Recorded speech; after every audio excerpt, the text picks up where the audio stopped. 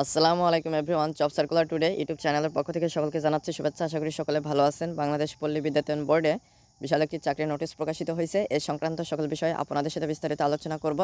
কোন পদে কতজন নিয়োগ দেওয়া হবে, শিক্ষাগত যোগ্যতা কী কী লাগবে, কীভাবে আবেদন করবেন, সমস্ত বিষয় A to Z বিস্তারিত আপনাদের সাথে আলোচনা করব। তো অবশ্যই আপনারা ভিডিওটি না টেনে সম্পূর্ণ ভিডিওটি দেখবেন। মূল ভিডিওটি শুরু করার আগে সকলের কাছে ছোট্ট একটা রিকোয়েস্ট, যারা এখনও চ্যানেলটি সাবস্ক্রাইব করেনি তারা অবশ্যই চ্যানেলটি সাবস্ক্রাইব করে আমাদের সাথেই থাকবেন। আর যারা অলরেডি সাবস্ক্রাইব করেছেন তাদেরকে অসংখ্য ধন্যবাদ। তাহলে চলুন মূল ভিডিওটি শুরু করা যাক। তো আমি এখানে সর্বপ্রথম যে পদটি নিয়ে আলোচনা করব সেটা হচ্ছে সহকারী জুনিয়র ইঞ্জিনিয়ার। এখানে মোট 300 জন নিয়োগ দেওয়া হবে। তো এই পদটিতে আবেদন করার জন্য 4 বছরের ইলেকট্রিক অথবা পাওয়ারের ডিপ্লোমা থাকতে হবে, যেটা হচ্ছে গিয়ে সিজিপিএ 4 পয়েন্ট স্কেলে 3 পয়েন্ট হতে হবে। তারপরে আপনাদেরকে যদি হচ্ছে গিয়ে জিপিএ রেজাল্ট থাকে তাহলে হচ্ছে গিয়ে 5 পয়েন্টের স্কেলে 3.50 বা তার বেশি হতে হবে। 2 নম্বর হচ্ছে সহকারী হিসাবরক্ষক। তো এখানে 150 জন নিয়োগ দেওয়া হবে। এই পদটিতে আবেদন করার জন্য কমার্সে গ্র্যাজুয়েটে হতে হবে এবং সিজিপিএ 4 স্কেলে 2.50 থাকতে হবে এবং জিপিএ 5 স্কেলে 3 পয়েন্ট বা তার উপরে রেজাল্ট থাকলে আপনারা আবেদন করতে পারছেন। তো 3 নম্বর হচ্ছে গিয়ে সহকারী স্টোর কিপার। এখানে 31 জন নিয়োগ দেওয়া হবে। তো এইচএসসি পাস হলে আপনারা এখানে আবেদন করতে পারছেন। এখানে জিপিএ 5-এর স্কেলে 3.50 অথবা তার চেয়ে বেশি আপনাদের এসএসসি এবং এইচএসসিতে রেজাল্ট থাকতে হবে। তারপরে আপনাদেরকে এমএস ওয়ার্ড এবং এমএস এক্সেল এইগুলোতে অভিজ্ঞতা থাকলে আপনারা আবেদন করতে পারছেন। তো আপনাদেরকে 17/11/2024 সকাল 10টা ঘটিকায় থেকে আপনারা আবেদন শুরু করতে পারছেন।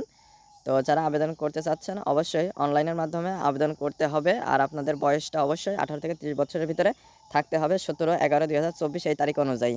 তবে বীর মুক্তিযোদ্ধা, শহীদ বীর মুক্তিযোদ্ধার পুত্রকন্যা এবং শারীরিক প্রতিবন্ধীদের ক্ষেত্রে 18 থেকে 32 বছর পর্যন্ত বয়স শিথিলযোগ্য। বয়স প্রমাণের ক্ষেত্রে কোনো প্রকার এফিডেভিট গ্রহণযোগ্য হবে না।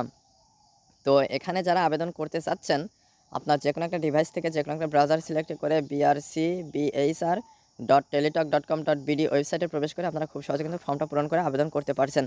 অনলাইনে আবেদনপত্র পূরণ এবং পরীক্ষার ফি জমাদানের শুরুর তারিখ এবং সময় আপনাদের এখানে উল্লেখ করা রয়েছে। এই তারিখ অনুযায়ী আপনারা আবেদন করবেন। তো আপনাদেরকে আবেদন করা হয়ে গেলে SMS করার মাধ্যমে টাকা জমা দিতে হবে। তো আপনাদের ফর্মটা পূরণ করার সময় একটা ছবির প্রয়োজন হবে, রঙিন ছবি এবং হচ্ছে গিয়ে স্বাক্ষরের ছবি। তো ছবির সাইজ 300:300 পিক্সেল এবং হচ্ছে গিয়ে স্বাক্ষরের সাইজ 300:80 পিক্সেল হতে হবে। যার সাইজ 60 কিলোবাইট এবং ছবির সাইজ সর্বোচ্চ 100 কিলোবাইট, তার বেশি হলে কিন্তু আপনারা আবেদন আপলোড করতে পারবেন না এবং ফর্মটা সাবমিটও করতে পারবেন না। তো এগুলো মোবাইলের মাধ্যমে খুব সহজে কিভাবে তৈরি করা যায় সেটা নিয়ে অলরেডি আমার একটি ভিডিও রয়েছে, চাইলে আপনারা সেই ভিডিওটা দেখে নিতে পারেন। তো এটা হয়ে গেলে আপনাদেরকে SMS করে টাকা জমা দিতে হবে।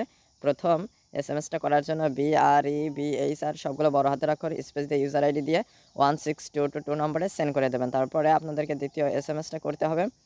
তো দ্বিতীয় SMS-টা করার জন্য BREBHR স্পেস দিয়ে ইয়েস লিখবেন, স্পেস দিয়ে পিন নাম্বার দিয়ে 16222 নম্বরে সেন্ড করে দেবেন। তারপরে রিপ্লাই হিসেবে আসবে অ্যাপ্লিক্যান্টস নেম, আপনার নামটা শো করবে। তারপরে congratulations applicants name payment completed successfully, এরকম একটা রিপ্লাই চলে আসলে আপনাদের আবেদনটা সম্পূর্ণ বলে গণ্য হবে। তো আপনারা এই টাকা জমা দেওয়ার ক্ষেত্রে SMS করে টাকা জমা দেওয়ার ক্ষেত্রে অবশ্যই টেলিটক প্রিপেড সিম ব্যবহার করতে হবে এবং ফর্মটা সাবমিট করার সময় আপনারা যে নাম্বার দিয়েছেন সেটা যে কোনো নাম্বার হলেই চলবে, বাট ওই নাম্বারটা চালু রাখবেন, কারণ ওই নাম্বারে পরবর্তী নির্দেশাবলী SMS করার মাধ্যমে আপনাদেরকে জানিয়ে দেওয়া হবে। তো এখানে আমি মূল বিষয়গুলো আপনাদের সাথে আলোচনা করেছি।